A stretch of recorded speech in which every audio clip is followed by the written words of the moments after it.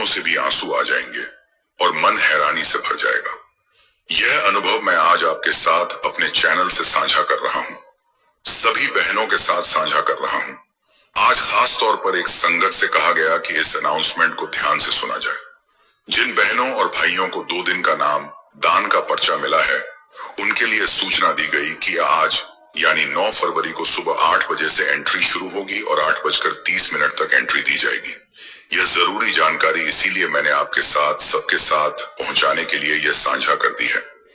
आज यह भी बताया गया कि जिन सभी भाई बहनों को नामदान मिलना है, उन्हें नामदान कल ही यानी सोमवार को प्राप्त होगा। हजूर जी की तरफ से विनती की गई कि सभी लोग हल्के कपड़े पहनकर आए और हल्का नाश्ता कर आए, ताकि बैठने में किसी तरह की कोई परेशानी ना हो। दवाइयां लेने वालों से खास तौर पर कहा गया कि वे अपनी दवाइयां समय पर लेकर ही आए। आज हजूर जी ने पूरे 1 घंटा 15 मिनट तक गहरी गंभीरता और तेज आवाज में सत्संग किया, जिसे सुनकर मेरा मन भीतर तक हिल गया।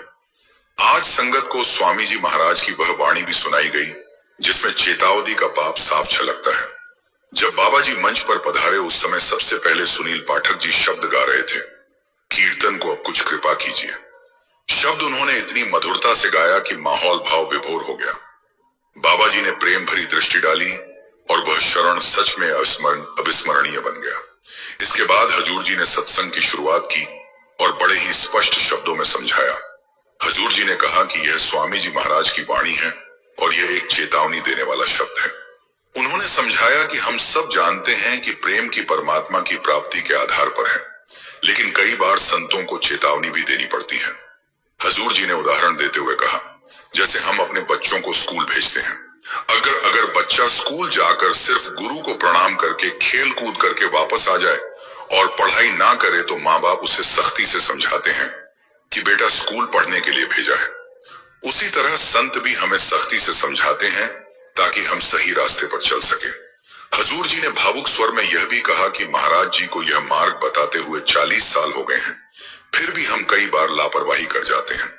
हजूर जी ने बहुत ही गहराई से समझाया कि हमें यह मार्ग कोई आज नहीं बल्कि पिछले 45 वर्षों से समझाया जा रहा है। हजूर जी ने कहा कि बाबा जी लगातार हमें संत मत के सिद्धांत समझाते आ रहे हैं, फिर भी हमें खुद से पूछना चाहिए कि क्या हमारी जीवन शैली में सच में कोई बदलाव आया है। उन्होंने कहा कि हमारी हालत भी उस बच्चे जैसी ही बनी है जो दुनिया में तो आ गया है, लेकिन मालिक को भूल बैठा है। हुजूर जी ने भावुक होकर कहा कि अब समय आ गया है, हम दोबारा मालिक की ओर कदम बढ़ाएं। उन्होंने यह भी समझाया कि हम संत मत में आकर भी कई तरह के भ्रमों में फंसे रहते हैं और असली उद्देश्यों को समझ ही नहीं पाते। संत मत का वास्तविक मकसद क्या है, इसे हजूर जी हमें बार बार प्रेम और शक्ति के साथ समझा रहे थे। फिर हुजूर जी ने कहा कि हम संगत में आने के लिए अपने बूढ़े माता पिता, अपने बच्चों और घर परिवार को छोड़कर आते हैं, लेकिन क्या हम सत्संग का असर अपने जीवन में उतार पाते हैं? यह सवाल हमें खुद से पूछना चाहिए। हुजूर जी ने आगे कहा कि हम सत्संग में आने के लिए अपना काम धंधा और कारोबार तक छोड़ आते हैं, लेकिन जब सत्संग समाप्त होता है और वह वापस लौटते हैं, तो हमें कम से कम 1-2 ऐसी बातें अपने साथ बांध कर लेनी चाहिए जो हमारी जिंदगी में सच्चा परिवर्तन ला सके। हजूर जी ने स्पष्ट शब्दों में कहा कि हम सत्संग सुनते जरूर हैं, उससे प्रेरणा भी लेते हैं, लेकिन उसे अपने आचरण में नहीं उतारते। उन्होंने समझाया कि संत मत केवल बातें करना का मार्ग नहीं है, बल्कि यह करने का रास्ता है। सिखाने वालों का यहाँ कोई कमी नहीं है, कमी अगर है तो हमारी अपनी है। हजूर जी ने कहा, हम मोह माया में फंसकर सब कुछ सुनकर भी भूल जाते हैं और वही पुरानी जिंदगी दोहराने लगते हैं। हुजूर जी ने बहुत स्पष्ट शब्दों में कहा कि हम मालिक को भूलकर इस रास्ते में उलझकर बैठ गए हैं। इसी बात को स्वामी जी महाराज ने साफ किया है कि मित्र तेरा कोई नहीं संचयन में। इसका अर्थ यह है कि इस रास्ते पर चलते हुए हमारे साथ अंत तक कोई भी सांसारिक साथी नहीं रहेगा। हजूर जी ने समझाया कि असली मित्र वही होता है जो जीवन के हर दुख दर्द पर, हर उतार चढ़ाव में आखिरी सांस तक आपका साथ निभाए। लेकिन हम दुनिया में आते ही रिश्ते बनाना शुरू कर देते हैं। बचपन में मोहल्ले से दोस्त बनते हैं, फिर स्कूल में दोस्त बदल जाते हैं, कॉलेज में नए साथी मिल जाते हैं और फिर कामकाज में अलग लोग दोस्त बन जाते हैं। यह सब सुनते हुए मुझे गहराई से ये एहसास एहसास हुआ कि हम जिन रिश्तों पर भरोसा करते हैं वे कितने अस्थायी हैं। हजूर जी ने आगे समझाया कि जैसे जैसे स्कूल बदलते हैं, कॉलेज बदलते हैं और कामकाज बदलता है, वैसे वैसे हमारे दोस्त भी बदलते रहते हैं। हजूर जी ने कहा कि यह सारे रिश्ते अस्थायी हैं, दिखने में सच्चे लगते हैं लेकिन वास्तव में नकली हैं। उन्होंने एक सुंदर उदाहरण देते हुए भी कहा, जैसे नदी में एक लहर आती है और सारी लकड़ियां को एक साथ जोड़ देती है, वैसे ही कर्मों की एक लहर हमें एक दूसरे से जोड़ देती है। फिर कर्मों की दूसरी लहर आती है और उन्हीं को अलग अलग कर देती है। हुजूर जी ने यह भी कहा कि इस संसार में सबसे नजदीकी रिश्ता शरीर का रिश्ता है, लेकिन जब यही शरीर बीमार पड़ जाता है तब उसका भी सच्चाई सामने आ ही जाती है। हजूर जी ने आगे समझाया कि जब शरीर बूढ़ा हो जाता है तब वह शरीर हमारा पूरा साथ नहीं दे पाता। उन्होंने कहा कि जब हमारा अपना शरीर ही साथ छोड़ देता है तो फिर हम दूसरों से किस तरह की उम्मीद रख सकते हैं। हजूर जी ने बड़े प्रेम से और दृढ़ता से यह भी समझाया कि अब हमें यह पहचानना होगा कि हमारे वश में क्या है, हमारा असली उद्देश्य क्या है। इसी बात को वाणी में भी स्पष्ट किया गया है कि सुख संग रखा तज संग, सखा सब तज गए, कोई ना निभायो साथ। हजूर जी ने कहा कि रिश्ते नाते हमें मालिक की प्राप्ति तक नहीं पहुंचा सकते। यह संसार माया रूपी सृष्टि है और स्वामी जी महाराज ने इसे उसी रूप में समझाया। उन्होंने कहा कि जैसे हम सोए रहते हैं तो हमें सच और झूठ का फर्क पता नहीं चलता, वैसे ही हमारी हालत भी है, कुछ ऐसी ही हो गई है। हजूर जी ने हमारे मन की स्थिति का वर्णन आज बड़े ही भावुक शब्दों में किया, जिसे सुनकर आपका हृदय भी अंदर तक भर जाएगा। हुजूर जी ने आगे बताया कि हमें 3 तरह के लोग धन से वंचित कर देते हैं। एक होता है चोर, दूसरा ठग और तीसरा डाकू।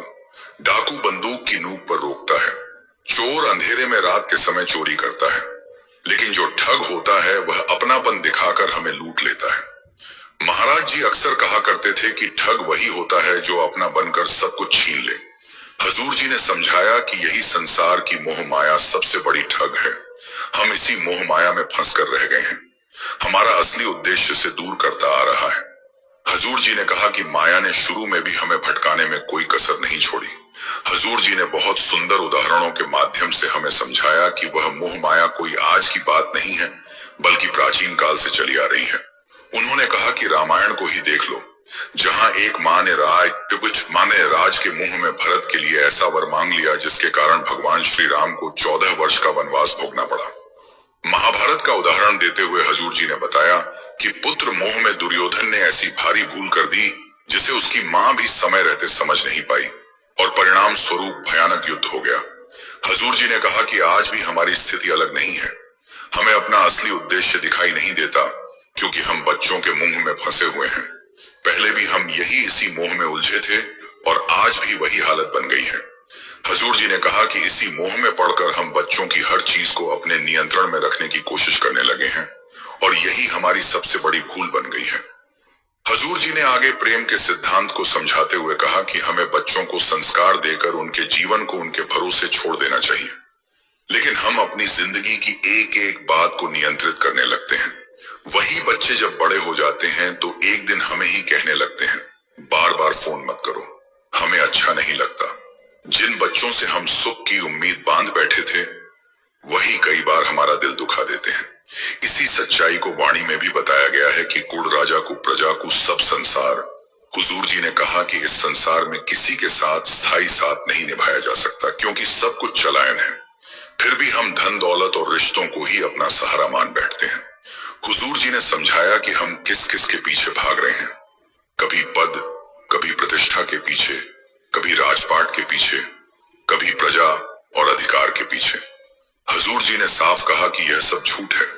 इन सब के पीछे भागते भागते हम कतार को भी भूल जाते हैं। इसी सच्चाई को वाणी में भी समझाया गया है, राम गयो रावण गयो जाको बहु परिवार। हुजूर जी ने कहा कि इस संसार में कोई भी वस्तु या रिश्ता हमारे साथ सदा नहीं रहने वाला, जो आता है वह जाता जरूर है, यही माया का नियम है। फिर सवाल उठता है कि हमारे साथ आखिर जाएगा क्या।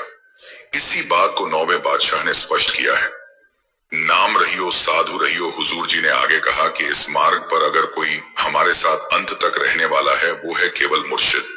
वही रिश्ता ऐसा है जो कभी टूटता नहीं है। हर हाल में हमारा साथ निभाता है। हजूर जी ने बताया कि स्वामी जी हमें बार बार सतर्क कर रहे हैं और वाणी में स्पष्ट कहा गया है, चेत कर प्रीत करो सत्संग में। हजूर जी ने समझाया कि सत्संग में ही हमारी असली शुरुआत होती है। सत्संग में आना क्यों जरूरी है, इसे समझाते हुए उन्होंने कहा कि देवी देवताओं को हम देख नहीं सकते, पत्थर हमसे बोल नहीं सकते, जानवरों की भाषा हमें समझ नहीं आती, ग्रंथों को हम पढ़ तो लेते हैं लेकिन उन्हें समझाने और जीवन में उतारने का मार्ग हमें सत्संग से ही मिलता है। हजूर जी ने आगे कहा कि ग्रंथों को पढ़ लेने से ही उनके भाव पर हमारा विचार नहीं बनता। इसी कारण हमें समय के संत महात्माओं के पास जाना पड़ता है और सत्संग में बैठना पड़ता है, क्योंकि वही हमें सत्य से जोड़ता है। संत महात्मा ही हमें सही दिशा दिखाते हैं। फिर हजूर जी ने एक बहुत गहरी बात समझाई। उन्होंने कहा कि रविवार को सत्संग होता है। मान लो 10 बजे सत्संग शुरू होता है, लेकिन हम वहां ऐसे प्रवेश करते हैं जैसे कोई एहसान करने आए हो। हजूर जी ने उदाहरण देते हुए कहा, अगर हम सरकारी नौकरी में हो और सरकारी मीटिंग हो तो हम उसे कितनी एकाग्रता से सुनते हैं, उसी तरह हमें सत्संग को भी पूरे ध्यान और गंभीरता से सुनना चाहिए। हजूर जी ने आगे कहा, हम सरकारी मीटिंग में 45 मिनट पहले पहुंच जाते हैं और वहां मिलने वाली हर हिदायत को बहुत ध्यान से सुनते हैं ताकि बाद में उस पर अमल कर सकें। फिर सवाल उठता है कि क्या हम सत्संग में भी वैसा ही व्यवहार करते हैं? हजूर जी ने समझाया कि अगर हम रोज कम से कम हर रविवार सत्संग में जाएं, तो वही वातावरण हमारी जिंदगी बदलने लगता है। उन्होंने कहा कि पूरे हफ्ते में हम 1 घंटा भी सत्संग के लिए नहीं निकल पाते, जबकि एक सप्ताह में कुल 168 घंटे होते हैं। उनमें से करीब 100 घंटे इस दुनिया के कामकाज में लगते हैं। फिर भी सत्संग के लिए हम समय नहीं निकाल पाते। हमें खुद से पूछने पर मजबूत कर देता है। हजूर जी ने बहुत साफ शब्दों में कहा कि हमें अपने समय का कम से कम 1% हिस्सा सत्संग सुनने के लिए जरूर निकालना चाहिए। उन्होंने समझाया कि सत्संग ही हमें परम उद्देश्य की अहमियत समझाता है। जब हम सत्संग में जाते हैं तभी हमें जीवन की सही दिशा मिलती है। हजूर जी ने कहा कि यह मार्ग केवल सुनने का नहीं है, बल्कि करनी का मार्ग है। करनी के साथ ही अनुभव आता है और जैसे जैसे अनुभव बढ़ता है वैसे ही असाब आते हैं। वैसे हजूर पर विश्वास भी गहराता जाता है। उन्होंने यह भी कह दिया कि आज हमारा भरोसा बाहरी चीजों पर टिका हुआ है। जैसे ही वे बाहरी इच्छाएं पूरी नहीं होती, हमारा विश्वास डगमगाने लगेगा। हजूर जी ने आगे इस सरल उदाहरण देते हुए समझाया। उन्होंने कहा कि आजकल हम कामकाज और हर चीज को समझने के लिए उदाहरण लेते हैं। मान लीजिए 2 तरह के ड्राइवर हैं। एक ने सिर्फ किताब पढ़ी है और दूसरा वह है जिसे गाड़ी चलाने का पूरा अनुभव है। अब सवाल यह उठता है कि हम किसके साथ गाड़ी में बैठना चाहेंगे? हजूर जी ने कहा, हम अनुभव वाले ड्राइवर पर ही भरोसा करेंगे। इसी तरह सत्संग में भी केवल बातें नहीं बल्कि नाम का प्रचार होता है। सत्संग की पहचान बताते हुए उन्होंने वाणी का अर्थ समझाया। सत्संग कैसे जानिए जिथे एक नाम बखानी। जब हम सत्संग में जाते हैं तो स्वामी जी हमें समझाते हैं कि सच्चा गुरु वही है जो नाम से जोड़ता है। हजूर जी ने समझाया कि जब हम सत्संग में जाकर उसकी बातों पर अमल करते हैं, तभी गुरु हमें राम नाम के रंग में रंग देते हैं। हजूर जी ने कहा कि हर सत्संगी को यह बात गहराई से समझानी चाहिए कि नाम वास्तव में है क्या। उन्होंने उदाहरण देकर बताया कि जब हम किसी की पहचान पूछते हैं तो सबसे पहले कहते हैं कि तुम्हारा नाम क्या है। सामने वाला अपने नाम को शब्दों और अक्षरों के जरिए बता देता है, लेकिन हजूर जी ने स्पष्ट किया कि जो असली नाम है वह किसी भी अक्षर या शब्द में समा नहीं सकता। हम कुल मालिक को कई नामों में याद रखते हैं, लेकिन वे नाम हमारे विचारों और समझ के आधार पर होते हैं। हजूर जी ने आगे कहा कि मालिक के गुण अनगिनत हैं और उन्हीं गुणों के आधार पर उनके अनेक नाम रखे गए हैं। इसी सत्य को कबीर साहिब ने भी बताया। 52 अक्षर लोक तरे सब बिछू इन माही। फिर उन्होंने आगे कहा कि यह सारे अक्षर नाशवान हैं, क्योंकि कबीर साहिब स्वयं कहते थे कि वह सत्य इन अक्षरों के भीतर नहीं समा सकता। हजूर जी ने समझाया कि कुल मालिक को इन 52 अक्षरों में बांधा नहीं जा सकता। उन्होंने कहा कि जैसे प्रेम को शब्दों में पूरी तरह व्यक्त नहीं किया जा सकता, वैसे ही नाम को भी नहीं समझाया जा सकता। फिर हजूर जी ने माँ का उदाहरण दिया और कहा कि अगर किसी माँ ने पूछा जाए कि वह अपने बच्चों से कितना प्रेम करती है, तो वह बस इतना ही कह पाएगी कि मैं बहुत प्यार करती हूँ। उस प्रेम की गहराई को शब्द कभी पूरी तरह बयान नहीं कर सकते।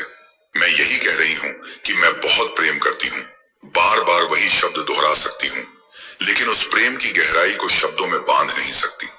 हजूर जी ने समझाया कि यह हमारे मन का ही भ्रम है कि हम कुल मालिक को समझने का दावा करते हैं। उन्होंने कहा कि हमने तो पूरी दुनिया को पहले ही बांट दिया है, और हैरानी की बात यह है कि जिस सत्ता को कभी बांटा ही नहीं जा सकता, उसी कुल मालिक को भी हमने टुकड़ों में बांट दिया है। कभी उसे हम धर्मों में बांट देते हैं तो कभी जातियों में बांट देते हैं। इसी भाव को वाणी में समझाया गया है। क्षत्रिय, ब्राह्मण, शूद्र, वैश्य, लेकिन उपदेश में वर्णों का कोई भेद नहीं है। हजूर जी ने आगे कहा कि मालिक तो एक ही है ना, लेकिन हमने उसे भी अपने मन की सीमाओं में बांट दिया है। इसी संदर्भ में उन्होंने समझाया कि संसार में करोड़ों नाम प्रचलित है, पर केवल नामों के सहारे मुक्ति नहीं मिलनी। उन्होंने कहा कि वह एक नाम है जो गुप्त है, जिसे कोई विरला ही समझ पाता है और छपता है। वही वास्तविक मार्ग है। जब हुजूर जी उस बात पर रहे, उस क्षण विरह के भाव में किसी की सूरत इतनी ऊपर चढ़ गई कि वह जोर जोर से रोने लगा। तब हुजूर जी ने करुणा के साथ कहा कि जब हम नाम का सिमरन करेंगे तभी उसके साथ मुक्ति संभव होगी।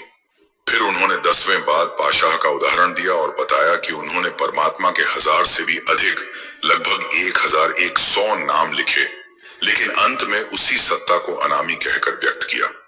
हुजूर जी ने गूंजती हुई आवाज में फरमाया, बलहारी जाऊं जितने भी तेरे नाम हैं। उस क्षण हुजूर जी की वाणी में एक विशेष तेज था। उन्होंने दृढ़ स्वर में कहा कि नाम केवल शब्द नहीं है, नाम तो सृजनहार की जीवंत शक्ति है। उन्होंने समझाया कि परमात्मा को समझाने के लिए हमें शब्द दिए गए हैं, ताकि हम उसकी सत्ता की ओर इशारा कर सकें, लेकिन उसकी असली हस्त जी को शब्दों में कभी पूरी तरह व्यक्त नहीं किया जा सकता। इसी कारण वाणी में कहा गया है, नामों उपजे नामों बिन से। हुजूर जी ने यह भी बताया कि हम अपने इष्ट की तस्वीर लगाते हैं, तीर्थों पर जाते हैं, लेकिन हम उस परम सत्ता को इन सीमित चीजों में कैद नहीं कर सकते।